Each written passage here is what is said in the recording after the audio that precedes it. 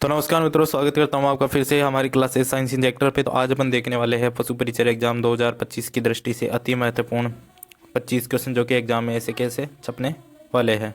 तो 25 क्वेश्चन अपने ने पिछली क्लास में देखे थे, तो आज अपन 25 क्वेश्चन देखने वाले हैं और 50 क्वेश्चन का अपना पूरा रामबाण सिलेबस पूरा करने वाले हैं। तो आज के क्वेश्चन होने वाले हैं पशुपालन से संबंधित। तो चलिए बिना टाइम खराब शुरुआत करते हैं आज की क्लास की। तो पहला प्रश्न अपने को दिया गया है, गायों का मुख्य पाचन कक्ष कौन सा होता है। तो चार ऑप्शन अपने को दिए गए हैं, रूमेन, ओमासम दिया गया है, ओबामासम दिया गया है, रेटिकुलम दिया गया है। तो अपने को पता होना चाहिए गायों का मुख्य पाचन कक्ष होता है अपना रूमेन। रूमेन में गायों की मुख्य पाचन क्रिया संपन्न होती है। तो ऑप्शन ए बिल्कुल सही होने वाला है। और जो रेटिकुलम होता है वो तो क्या बोलते हैं अपन, मल संग्रहालय या मल द्वार बोलते हैं, इसलिए ये तो मुख्य पाचन कक्ष नहीं होता। और ओमासोम ओबामासोम गाय से संबंधित पाचन से संबंधित नहीं है। तो अगले क्वेश्चन की तरफ चलते हैं। अगला क्वेश्चन अपने को दिया गया है, गायों में दूध की मात्रा बढ़ाने के लिए किस पोषक तत्व की अधिक आवश्यकता होती है। तो चार ऑप्शन है, कार्बोहाइड्रेट, प्रोटीन, वसा व खनिज। तो अपने को पता है दूध की मात्रा बढ़ाने के लिए किस तत्व की आवश्यकता होती है। तो इसका सही आंसर होने वाला है ऑप्शन नंबर बी, यानी गायों में दूध की मात्रा बढ़ाने के लिए प्रोटीन की आवश्यकता होती है। तो आपको याद रखना है प्रोटीन की आवश्यकता होती है। आगे बढ़ते हैं। अगला प्रश्न अपने को दिया गया है, कौन सा खनिज हड्डियों की मजबूती के लिए आवश्यक है। तो चार ऑप्शन दिए गए अपने को, आयोडीन दिया गया है, कैल्शियम दिया गया है, फास्फोरस दिया गया है, वो पोटेशियम दिया गया है। तो आपको याद रखना है हड्डियों की मजबूती के लिए अपना जो होता है ऑप्शन नंबर बी, यानी कैल्शियम क्या होता है, हड्डियों की मजबूती के लिए सर्वाधिक उपयोगी होता है। अगले प्रश्न की तरफ चलते हैं। निम्नलिखित में से कौन सी बीमारी पशुओं में वायरल संक्रमण के कारण होती है। तो चार ऑप्शन दिया, टीबी, एथ्रेक्स दिया गया है, एफएमडी यानी फुट एंड माउथ डिजीज दिया गया है, और ब्रुसेलोसिस दिया गया है। तो अपने को पता होना चाहिए वायरल संक्रमण के कारण। तो वायरल संक्रमण के कारण जो बीमारी होती है उसका नाम है अपना एफएमडी, यानी फुट एंड माउथ डिजीज। इन्हें अपन क्या बोलते हैं, खुरपका एवं मुंह पका रोग भी हिंदी में बोलते हैं। तो वो किसके कारण होता है, वायरल संक्रमण के कारण होता है। तो अगले प्रश्न की तरफ चलते हैं। अगला प्रश्न दिया गया है, गाय के दूध में पाए जाने वाला मुख्य खनिज कौन सा है। तो चार ऑप्शन है, पोटेशियम, आयरन, कैल्शियम और जिंक। जल्दी से अपना सही आंसर बता दीजिए, फिर मैं आपको बताता हूँ। तो इसका सही आंसर होने वाला है, गाय के दूध में मुख्यतः कैल्शियम पाया जाता है। तो अगले प्रश्न की तरफ चलते हैं। अगला प्रश्न है,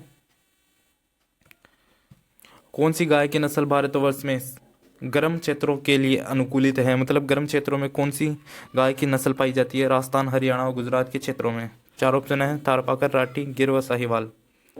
तो इसका सही आंसर होने वाला अपना साहिवाल, यानी जो साहिवाल नस्ल होती है वो क्या अधिकतर गर्म क्षेत्रों के लिए अनुकूलित होती है। अगला प्रश्न अपने को दिया गया है, निम्नलिखित में से कौन सा रोग पशुओं को थन को प्रभावित करता है। पीलिया है, ब्लैक लेग है, मास्टाइटिस है और टेटनस है। तो इसका सही आंसर अपने को पता होना चाहिए। इसका सही आंसर होने वाला है मास्टाइटिस रोग, यानी मास्टाइटिस रोग, यानी जो मास्टाइटिस होता है वो क्या करता है, पशुओं को थन के प्रभावित करता है। तो ऑप्शन नंबर सी अपना बिल्कुल राइट होने वाला है। अगला प्रश्न दिया गया है, भैंसों में प्रजनन की आदर्श आयु कितनी होती है। चार ऑप्शन है, 12 से 15 महीने, 18 से 24 महीने और 24 से 30 महीने या 30 से 36 महीने। तो इसका सही आंसर अपने को होने वाला है ऑप्शन नंबर बी, यानी आदर्श प्रजनन आयु होती है भैंसों की होती है वो कितनी होती है, 18 से 24 महीने। 18 से 24 महीने, लगभग 1.5 से 2 साल। और साल पूछ ले तो अपन को याद रखना है लगभग 1.5 से 2 साल। आगे चलते हैं। अगला प्रश्न अपने को इसने पूछा है, पशु पोषण में रफेज का क्या कार्य होता है। तो रफेज होता है वो क्या करता है, ऊर्जा प्रदान करता है, प्रोटीन की आपूर्ति करता है, पाचन में सहायता करता है या विटामिन प्रदान करता है। तो अपने को याद रखना है रफेज जो होता है वो पशुओं में क्या करता है, पाचन में सहायता करता है। क्या करता है, पाचन में सहायता करता है। तो अपना ऑप्शन नंबर सी बिल्कुल राइट होने वाला है। आगे बढ़ते हैं। किस जानवर के पेट में चार कक्षीय पेट होता है। किस जानवर में 4 कक्षीय पेट होता है, घोड़ा, ऊंट, गाय व सुअर। चार ऑप्शन अपने को दिया है। तो इसका सही आंसर होने वाला है अपना ऑप्शन नंबर सी, यानी जो गाय होती है उसमें क्या होता है, 4 कक्षीय पेट पाया जाता है। अगला प्रश्न अपने को दिया गया है, गाय के दूध में औसत कितना वसा होता है? तो 3 से 4%, 5 से 6%, 7 से 8% या 2 से 3%। तो आपको एक चीज़ याद रखनी है, गाय में क्या होता है, भैंस से कम वसा पाई जाती है। तो भैंस में लगभग 6 से 7% वसा पाई जाती है। कितनी? लगभग कितनी? 1 मिनट रुको पेन। 6 से 7%। तो गाय में लगभग कितनी पाई जाती है? गाय में लगभग पाई जाती है 3 से 4% वसा अपने गाय के दूध में पाई जाती है। अगला प्रश्न अपने को दिया गया है, पशुओं में ब्लैक लेग रोग का कारण क्या है? तो ब्लैक लेग रोग का कारण वायरस है, बैक्टीरिया है, फंगस है या परजीवी है, यानी पैरासाइट है। तो इसका सही आंसर होने वाला अपना ऑप्शन नंबर बी है। जो ब्लैक लेग रोग होता है वो किससे होता है? बैक्टीरिया से होता है, यानी बैक्टीरिया से ब्लैक लेग रोग होता है पशुओं में। अगला प्रश्न है, ल्यूकेमिया किस प्रकार की बीमारी है? ल्यूकेमिया वायरल है, बैक्टीरिया है, कैंसर या फंगल है? तो अपने को याद रखना है, ल्यूकेमिया एक कैंसर प्रकार की बीमारी होती है। ल्यूकेमिया क्या होता है? एक कैंसर प्रकार की बीमारी होती है जो कि पशुओं में होती है। अगले प्रश्न की तरफ चलते हैं, भेड़ों में ऊन उत्पादन के लिए किस खनिज की आवश्यकता होती है? कैल्शियम, तांबा, पोटेशियम या जिंक? 4 ऑप्शन इसने अपने को दिए गए हैं, तो अपने को सही आंसर देना है इसका ऑप्शन नंबर बी। यानी जो तांबा होता है वो भेड़ों में ऊन के उत्पादन के लिए महत्वपूर्ण खनिज होता है। जो अपना क्या होता है? तांबा। तांबा क्या करता है? भेड़ों में ऊन उत्पादन की सहायता करता है। आगे चलते हैं, अगला प्रश्न को देखिए, कौन सा विटामिन ब्लड क्लोटिंग के लिए आवश्यक है? 4 ऑप्शन है, vitamin A, vitamin D, vitamin E व विटामिन के।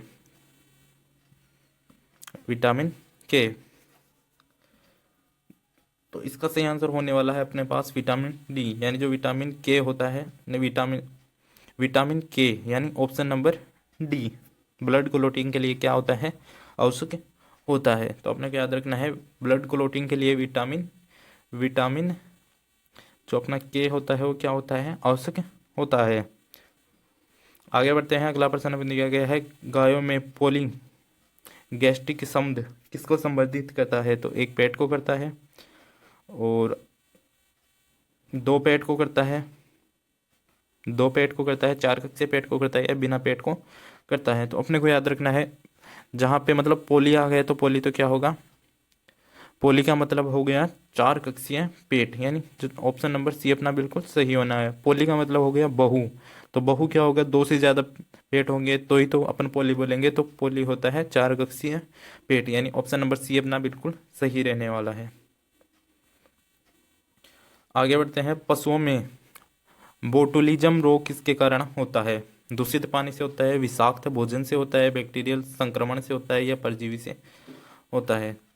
4 ऑप्शन इसने हमने को दिए गए हैं, तो इसका सही आंसर अपने पास होने वाला है बैक्टीरियल इन्फेक्शन, यानी जो पशुओं में बोटुलिज्म रोग होता है वो बैक्टीरियल संक्रमण के कारण होता है। तो आपको याद रखना है ये एग्जाम के लिए।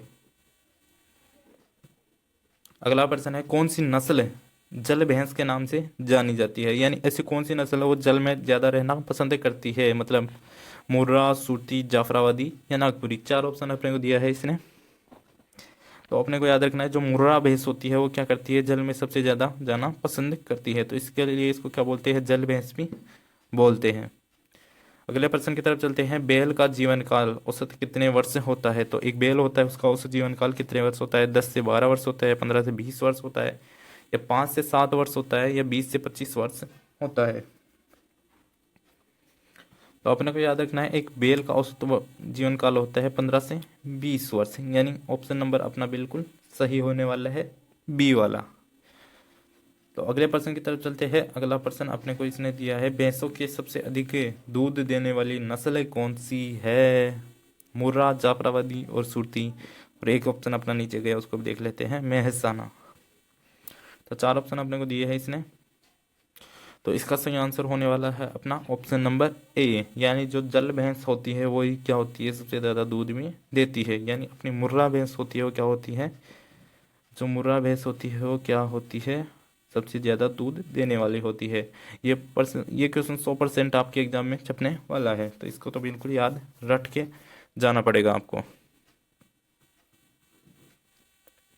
अगला प्रश्न हमें दिया गया है, पशुओं में क्लोस्ट्रीडियम किस प्रकार का जीवाणु है? ग्राम पॉजिटिव होता है, ग्राम नेगेटिव होता है, एसिड फास्ट होता है, या फंगल होता है? तो बहुत ही शानदार प्रश्न दिए गए हैं, तो इसका अपने को याद रखना है। क्लोस्ट्रीडियम क्या होता है? ऑप्शन नंबर ए, यानी जो क्लोस्ट्रीडियम जीवाणु होता है वो क्या होता है? ग्राम पॉजिटिव अपना होने वाला है।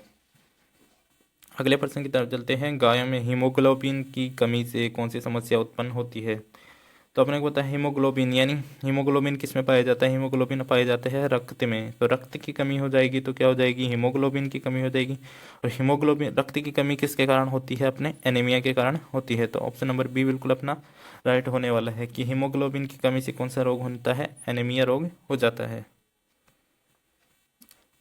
आगे चलते अगला प्रश्न दिया गया है, किस जानवर की त्वचा में पानी करने की संग्रह की विशेषता होती है? यानी कौन सा जानवर पानी को संग्रह कर सकता है?